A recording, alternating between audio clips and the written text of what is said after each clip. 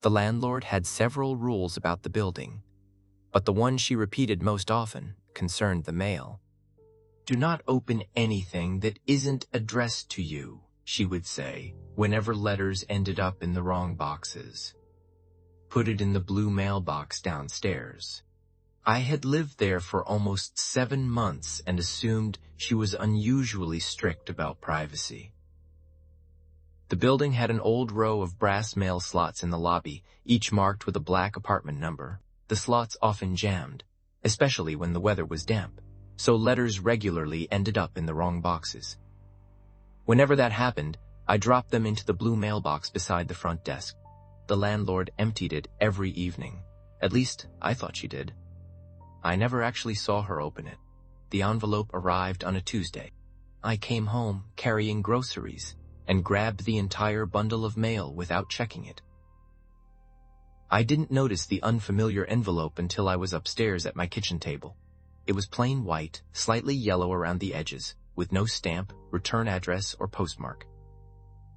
The front had been typed in faded black ink. Current occupant. Apartment 0. The building did not have an apartment 0. The ground floor apartments began at 1A and 1B. Beneath them were the lobby, boiler room, and basement laundry area. I had passed every door often enough to know there was no 0 anywhere. I should have taken the envelope downstairs. Instead, I held it up to the light. There appeared to be only one sheet of paper inside. I told myself it was probably an old management notice or a joke from another tenant. The landlord's warning hadn't crossed my mind. "Do not open anything that isn't addressed to you." I slid my finger under the flap. The glue stretched into thin black strands before snapping apart, leaving a sticky residue on my skin. Inside was a single sheet of paper with one sentence printed in the center. "Your occupancy has been acknowledged." I let out a quiet laugh, folded the paper, and dropped it into the kitchen bin. That night, I saw Mr. Vale in the hallway. He had lived in apartment 5C when I first moved in. He was a quiet man in his 40s who always wore dark suits and smelled strongly of aftershave. He had left suddenly at the beginning of winter. He was standing outside my apartment at 11:30. His clothes were soaked even though it wasn't raining. The skin around his eyes looked swollen and pale, and one side of his jaw hung lower than the other. His right hand was pressed against the wall. 2 of his fingers had been flattened almost completely, the nails split and blackened. "Mr. Vale?" He turned slowly and smiled. "You opened yours too," he said, his voice wet and quiet. I stepped back. "What?" He lifted his damaged hand. A white envelope was stuck to his palm, stained with dark moisture. They always send one first. I reached for the keys in my pocket as he moved towards me. His knees barely bent, forcing his body to sway as he crossed the hallway. I ran to my apartment and threw myself inside. The lock turned just as something struck the other side. Mr. Vale dragged his fingernails slowly down the door. Then he whispered through the gap beneath it, "Don't let them take your number." The next morning, the landlord denied knowing what I was talking about. "Mr. Vale moved out months ago," she said. "I know.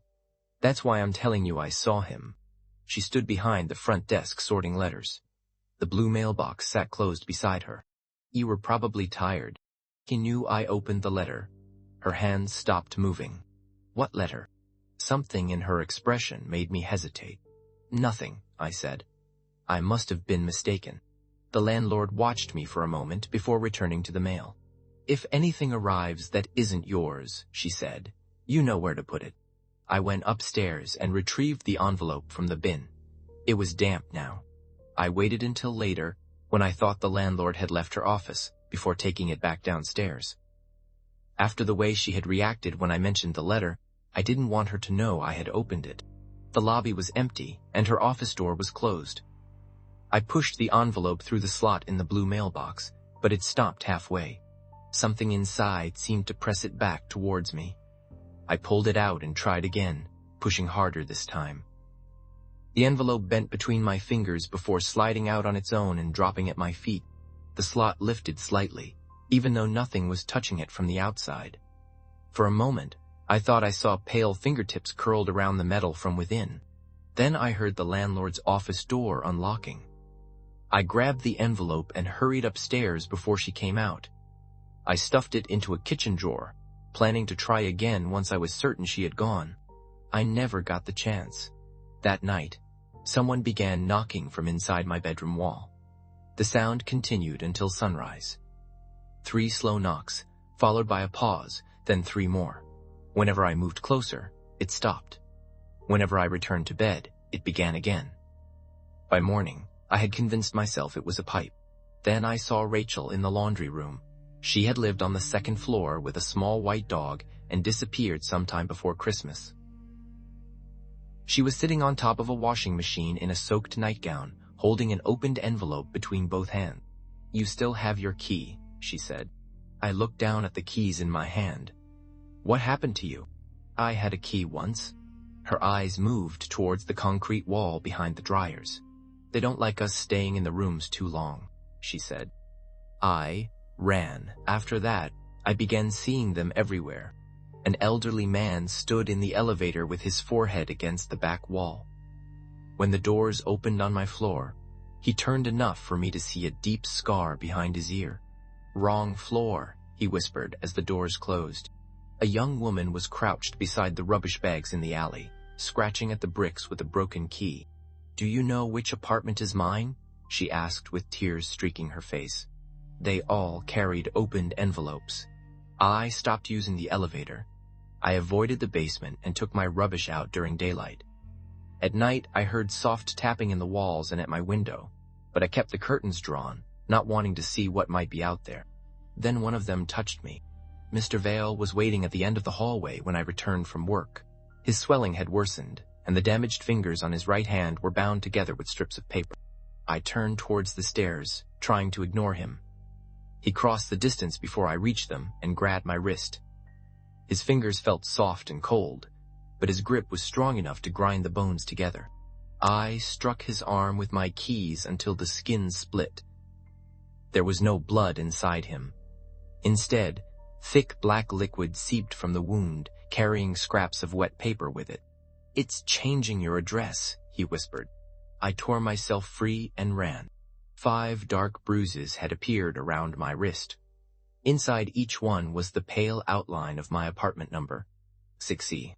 Over the next 2 days, the 6 faded. Then the C curled closed. 2 days later, each bruise contained the same number, 0. That was when the building began treating me like a visitor. My key started sticking in the lock. Some nights, it took 10 attempts before the door opened. One morning, I found my name missing from the intercom panel beside apartment 6C. The apartment number was still there, but the space beside it was blank.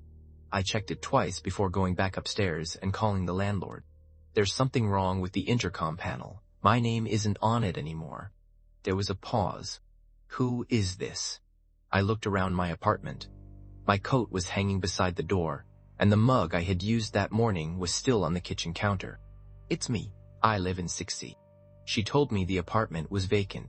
When I insisted I was standing inside it, she sighed and said, "I must have the wrong building before ending the call." I stood in the kitchen with the phone still pressed against my ear. The landlord sounded like she thought I was making some strange prank call about living in 6C. The following afternoon, I returned from work and found my front door open. The landlord was standing outside with a woman holding a property brochure. "What are you doing?" The landlord turned.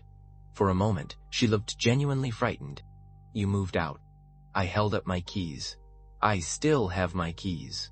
Her eyes moved over me with confusion before drifting towards the framed photos inside, my coat beside the door, and the shoes lined up on the rack. "These are my things." She stepped into the apartment and picked up one of the photographs. I was standing in the center of it, but she studied my face like she had never seen me before.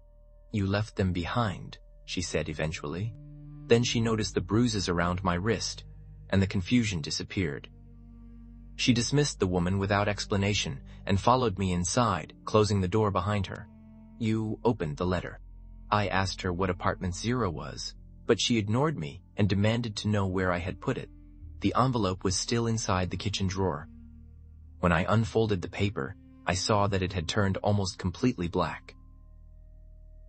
The original sentence was gone. It was now replaced with occupancy pending, current resident, unconfirmed, previous address, 6C. The landlord stared at it before telling me I should have come to her immediately. I tried putting it in the blue mailbox. Something pushed it back out. You had already opened it by then. You never told me what would happen. Her jaw tightened. She said the warning should have been enough, but even she didn't sound convinced. I asked about Mr. Vale and Rachel. The landlord looked towards the walls before answering. They had both received letters.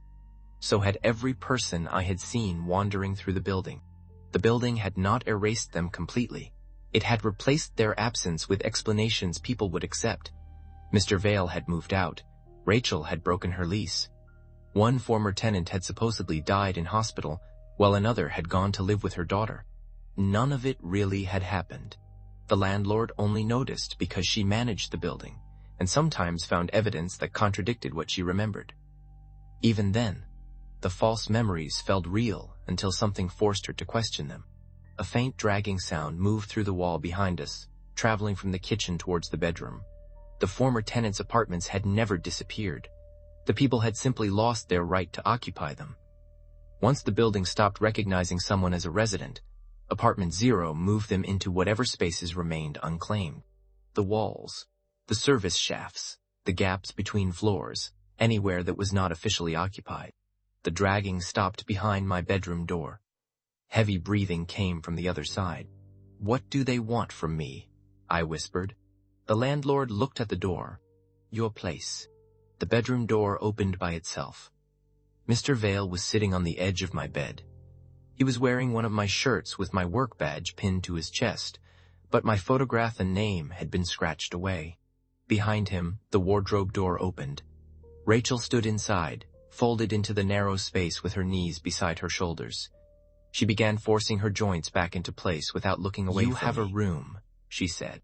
Mr. Vale repeated it. "You have a room." A third voice came from under the bed. "We need one." The landlord pulled me behind her into the hallway. But before she could close the bedroom door, the wall behind Mr. Vale split from floor to ceiling. The plaster stretched apart like wet paper. Inside was a narrow black space packed with bodies. Faces were pressed between pipes and beams. Arms and legs had been bent into gaps no living person could have fit inside. Some wore clothes from decades ago, while others were so swollen that the fabric had sunk into their skin. Every one of them held an opened envelope. They began pulling themselves through, repeating the same words as they came. "You have a room. We need one." The landlord shoved me towards the living room, but something caught my ankle. I fell to the floor and felt hands close around my legs and shoulders. Mr. Vale pinned me down while Rachel reached into my pockets. The landlord shouted that they were taking anything that proved I belonged there. Someone tore the keys from my hand. Another pulled an earring from my ear. The missing residents weren't trying to kill me. They were collecting evidence that 6C was mine. The young woman from the alley crawled over my chest. The broken key had been driven through the center of her palm. She opened her mouth. My scream came out of her. I tried to make a sound, but only air escaped. Before they could drag me towards the open wall, the landlord struck Mr. Vale with her ring of keys. Brass sliced through his cheek, releasing black liquid and scraps of paper, and his grip loosened. She held up the letter and tore it in half. Every missing tenant screamed. The sound came from the walls as well as the room. Mr. Vale clutched his chest, Rachel's body folded inwards, and the zeros around my wrist burned as they stretched into thin lines and began to fade. The landlord tore the letter again. This time, the darkness inside the wall pulled the bodies backwards. Hands clawed at the floorboards and walls as the opening swallowed them. Mr. Vale slid across the floor, leaving a trail of black liquid behind him. Rachel's limbs bent around the edges of the gap before snapping free. The young woman held on longest, hooking the broken key between two floorboards. The landlord stamped on her wrist. The key tore loose, and she disappeared into the wall. The opening closed with a wet, sucking sound. The landlord found my keys underneath the table and tried them in the front door. It turned without resistance. She told me the transfer had been stopped. The building recognized me as the occupant of 6E again, but the others were still trapped inside apartment 0. By morning, my name had returned to the intercom beside apartment 6E. The landlord's records showed that I had lived there continuously for 7 months. According to everyone else in the building, I had never moved out. I haven't slept in the bedroom since. The landlord insists the wall is sealed, but I still hear movement behind it whenever the building becomes quiet. Sometimes Mr. Vale drags his fingers across the plaster. Sometimes Rachel whispers that she used to have a kitchen just like mine. The young woman can still use my voice.